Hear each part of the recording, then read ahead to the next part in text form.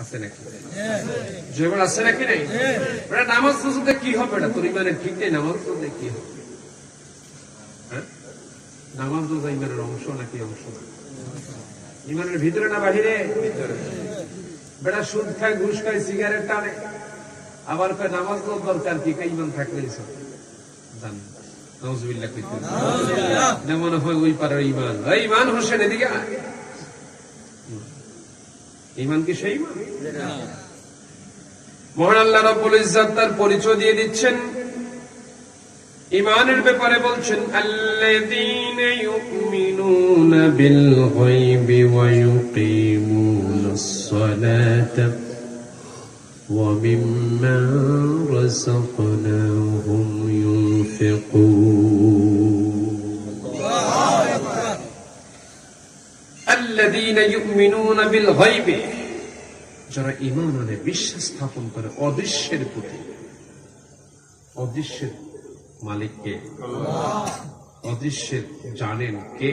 আল্লাহ। যারা ঈমান আনে অদৃশ্যের প্রতি, ওয়াকিমুনাস সালাত, আর নামাজ কায়েম করে, ঈমানদারের পরিচয় আল্লাহ পাক দিচ্ছেন। ঈমানদার কারা, মুমিন কারা, তাদের ফজিলত কি, সফলতাটা কি? আল্লাহ পাক বলছেন যারা ঈমান আনে, অদৃশ্যের প্রতি নামাজ কায়েম করে, আর ওয়া মিম্মা রাযাকনাহুম ইউনফিকুন, যারা আল্লাহর দেওয়া সম্পদ থেকে তার রাস্তায় ব্যয় করে, খরচ করে। তারপর বলছেন ওয়াল্লাযীনা ইউমিনুনা বিল গায়ব ওয়াল্লাযীনা ইউমিনুনা বিমা উনসিলা ইলাইকা ওয়া মা উনসিলা মিন ক্বাবলিক ওয়া বিল আখিরাতি হুম ইউকিনুন। আর যারা ঈমান আনে, আপনার প্রতি যা নাজিল হয়েছে তার প্রতি, এবং পূর্ববর্তীদের প্রতি যা কিতাব এসেছে, যে নাজিল হয়েছে তার প্রতি যারা ঈমান আনে, আল্লাহ পাক বলছেন ওয়া বিল আখিরাতি হুম ইউকিনুন, তাদের জন্যই রয়েছে আখিরাতের সফলতা। তারাই সফলতা পাবে, কামিয়াবি তারাই হবে।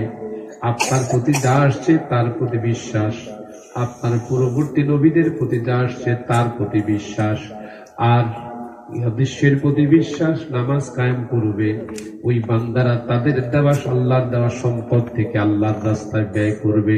আল্লাহ পাক বলছেন ওই বান্দাদের জন্য রয়েছে আখিরাতের সফলতা। আওয়াজ করে বলি সুবহানাল্লাহ। তাহলে মুখের ঈমানের কোনো দাম নাই, কথা কি বুঝতেছেন? মুখের ঈমানের কোনো দাম নাই। আল্লাহ রাব্বুল ইজ্জত এই মুখিক ঈমানদার যারা মুখে মুখে বলে ঈমান আছে, মুখে দাড়ি নাই, বিড়ি সিগারেট টানে, মিথ্যা কথা বলে, খারাপ কথা বলে, খারাপ কাজে লিপ্ত থাকে, কিন্তু বলে আমি ঈমানদার, আছে নাকি নাই?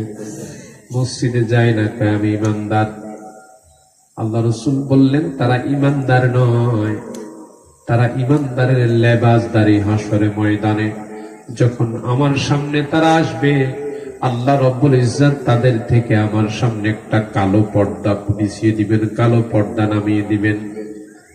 আল্লাহ রাব্বুল ইজ্জতকে আল্লাহ নবী প্রশ্ন করবেন, ওগো আল্লাহ, ও মালিক, আপনি এদের সামনে কালো পর্দা দিলেন।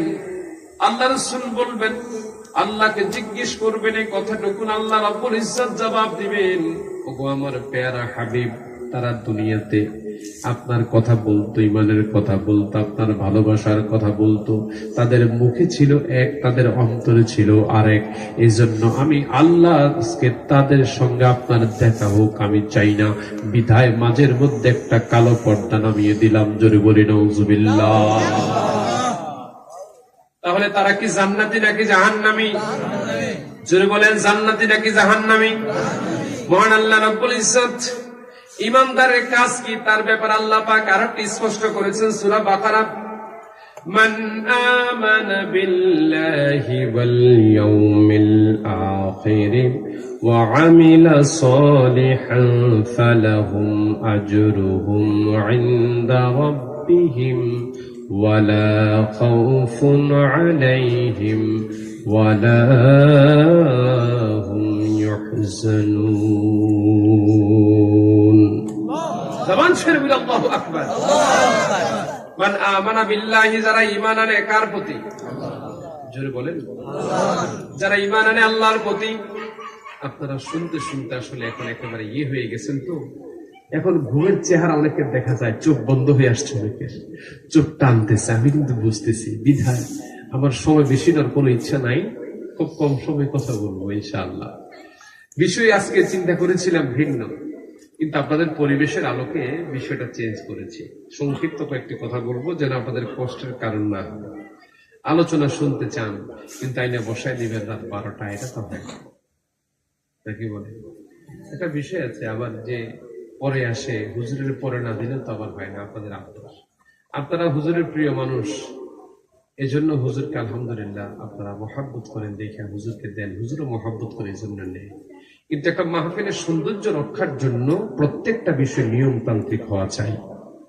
ঠিক না এটা খেয়াল রাখতে হবে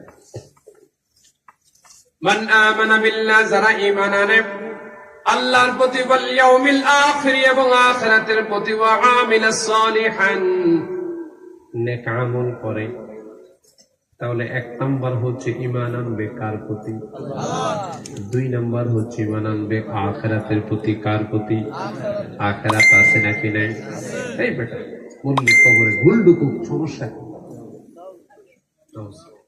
আছে নাকি হ্যাঁ আছে নাকি নাই বললে যা হবার হবে ভুল যাক সমস্যা এরকম এক লোকের কাহিনী শুনছিলাম এই কথা সে জীবিত থাকে বল মৃত্যুর পরে দেখা গেল তার কবলে সত্যি ভুল ঢুকে আর বের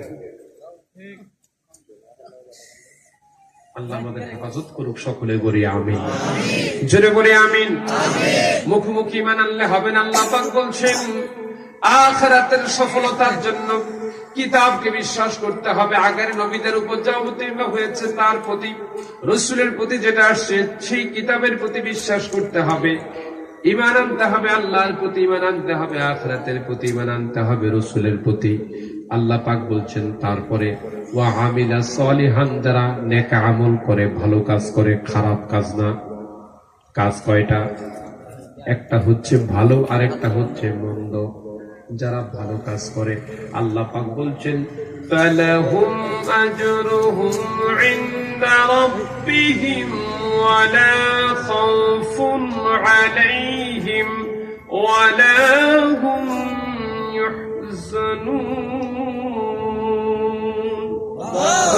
জবান ছেড়ে বলি আল্লাহু আকবার আল্লাহ পাক বলছেন যখন তোমরা ঈমান আনবে আল্লাহর প্রতি আখিরাতের প্রতি আর নেক কাজ করবে ফালাহুম আজরুহুম ইনদা রাব্বিহিম তাদের জন্য রয়েছে তাদের রবের নিকট থেকে আজরুহুম পুরস্কার কি আছে পুরস্কার ওয়ালা খাউফুন আলাইহিম আল্লাহ পাক বলছেন তাদের কোনো ভয় নাই তাদের কোনো ভীতি নাই ওয়ালা হুম ইয়াহজানুন তাদের কোনো চিন্তাও নাই পেরেশানি নাই সুবহানাল্লাহ বলবেন না জোরে আওয়াজ করেন না সুবহানাল্লাহ ঘুমের ভাবটা চলে যাক বলেন তো আল্লাহু আকবার জবান ছেড়ে বলেন আল্লাহু আকবার আল্লাহ পাক আরেকটি ঈমানের কথা বলেছেন আমি ব্যাখ্যায় পড়ে যাব فآمنوا بالله ورسله وإن تؤمنوا وتتقوا فلكم أجر عظيم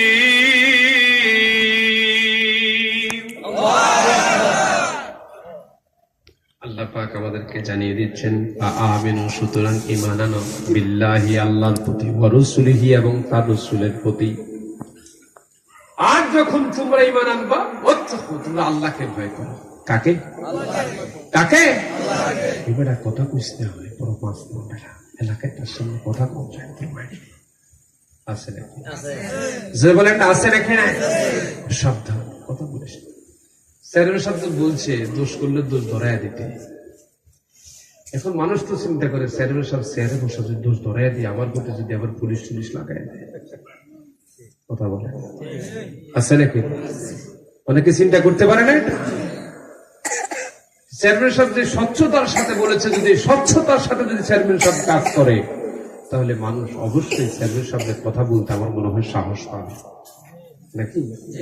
আর আমার মনে হয় আপনাদের চেয়ারম্যান সাহেব আপনাদের কাছে এসে যেমন খোলাখুলি কথা বলে, কেউ যদি চেয়ারম্যান সাহেবের ব্যাপারে বলে, এটা উনি আমার মনে হয় বিরুদ্ধাচরণ করেন, করার কথা। ভুইয়ার আমি এক মসজিদে একসাথে হয়েছিলাম, কিছু লোক চেয়ারম্যান সাহেবের ব্যাপারে কিছু কথা বলছে, সামনেই চেয়ারম্যান সাহেবের সামনে, আমার সামনে। চেয়ারম্যান সাহেব 15 মিনিট দাঁড়ায় রয়েছে, বসে নাই। আমার খুব খারাপ লাগছে যে উনি তো আমার ইজ্জত করলেও পারে, না করলেও পারে, উনি চেয়ারম্যান সাহেব, ঠিক না? আমি অনেকবার বললাম বসেন বসেন, সর্বশেষ আমি একটু বললাম যে আমার আরো আপনি বসলে আমি খুশি হব, তারপরে দেয়া বসছে। এখন দেখেন, আপনি কাঠগড়ায় দাঁড়া করাইতে পারবেন, আপনার মেম্বারে, চেয়ারম্যানের, সমাজের নেতারে কাঠগড়ায় দাঁড়াইতে খবর আছে নাকি বলেন? আইন একটা আর সমাজের কাঠগড়া আরেকটা। অনেকে ভয় কথা বলবে। হযরত ওমর রাদিয়াল্লাহু তাআলা আনহু, সাহাবাদের ভিতরে ইমানের পাওয়ার এত বেশি ছিল। আপনার ভিতরে যদি ইমানের পাওয়ার থাকে, কে চেয়ারম্যান, কে মেম্বার, কে পীর, কে এমপি, কে মন্ত্রী, কে ম্যাজিস্ট্রেট, আপনার সামনে পরোয়া করার বিষয় নয়। সত্য কথা বললে আপনি মানবেন, ন্যায় কথা বলে মানবেন। যদি অন্যায় কোনো কথা পীর সাহেব বলে, ইমাম সাহেব বলে, চেয়ারম্যান সাহেব, মেম্বার সাহেব, এমপি সাহেব বলে, তাহলে আপনার উচিত হচ্ছে সত্য বিরোধী কথা বললে, অন্যায় কথা বললে তার প্রতিবাদ করা। এটাই হচ্ছে একজন মুমিন ইমানদারের কাজ, ঠিক কিনা বলুন? এটাই হচ্ছে মুমিন। খুতবা দিতে দাঁড়াইছে, খুতবা শুরু করেছে। একজন সাহাবা দাঁড়িয়ে বলতেছে, আমার খলিফাতুল মুসলিমিন, মুসলমানদের খলিফা, আমার একটা কথা, এই কথার জবাব না দেওয়া পর্যন্ত আপনি খুতবা পাঠ করতে পারবেন না। তিনি অর্ধ জাহানের খলিফা। পাওয়ার কম না বেশি? পাওয়ার কম না বেশি? আমাদের দেশের নন্না সন্নারা ক্ষমতা কদ্দুর পাইলি, এদ্দুর পাইলি এত বড় করে দেখা আছে নাকি? পায়ের দূর দেখা কতটুকু, বিশাল ক্ষমতা দেখা। সম্মানী লোকেরা তারা সম্মান করতে জানে না, কুণ্ঠাসা করে রাখতে চায়, বক্তব্যের মঞ্চে বক্তব্য দিতে চায় না। আল্লাহ যদি কাউকে উঠায়, কোন নন্না সুন্না ব্যক্তিবর্গ তাকে ঠেকায় রাখতে পারে না। বিরোধিতা করে, বহু বিরোধিতা। তোমার বিরোধিতায় কোন মানুষ